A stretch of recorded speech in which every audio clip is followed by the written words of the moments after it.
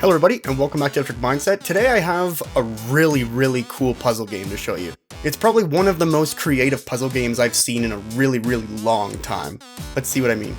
There isn't anything in the options but a full screen toggle and some sound settings. You don't need anything more than that though, as you'll soon see. My first impression of the game was one of confusion until I learned how to look at the game. Once I did the tutorial and started seeing things the right way, the game was a ton of fun. The game tasks you with building words out of the letter I, which is a simple idea executed fantastically. A few examples of what I'm talking about is, if I want a C, then I take an I and I send it through a bender to bend it. An S was by far the toughest for me to figure out. Eventually I figured out I could do it by combining two I's into a V, rotating the V clockwise, rotate an I clockwise, combine the rotated I and the rotated V to make a Z, flip the Z horizontally, then bend it, which would eventually produce the S we need. If that sounded like a lot to you, well, it is at first. The truth is though, once you realize how to look at the game, it all becomes pretty easy. On top of all that, the game features a daily word you can make and also allows you to either do words made by others or enter your own.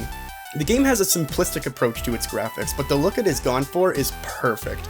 It's minimalistic and fits with this kind of relaxing tone I often get while playing the game. The game had no bugs or performance issues of any kind, no matter how many things I put on screen, which was just fantastic. The sound design in this game is simple but effective. I have no complaints other than I wish there was more than one song because it does get old listening to the same one over and over.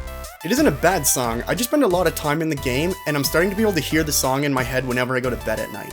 A cool detail worth mentioning about Factori is that it won the 2021 Game Maker's Toolkit Game Jam. After spending a lot of time with it, I can absolutely see why. I also find it amazing that the original idea evolved from a project that Star Garden Games made in 48 hours. So let me say that I really do recommend this game to anyone who likes puzzle games, or just creative ideas done right.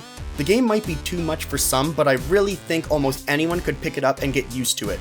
With a really nice price of $6 US on itch, and promises of a Steam key once it launches there, it is really hard not to recommend this game. I suppose if there was anything I could warn you about, it's that once you figure out the game, the entire game does get simple.